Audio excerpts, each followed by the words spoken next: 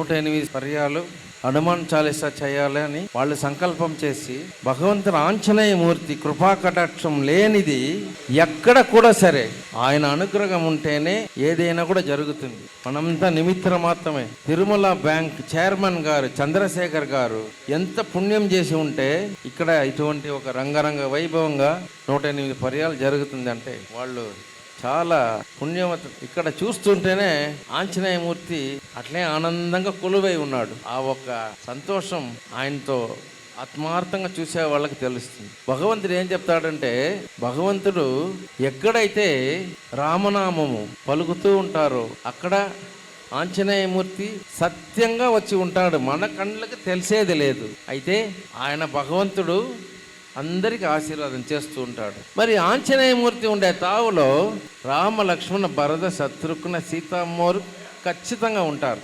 ఎటువంటి ఒక సంకల్పంలో ఇది జరుగుతుంది.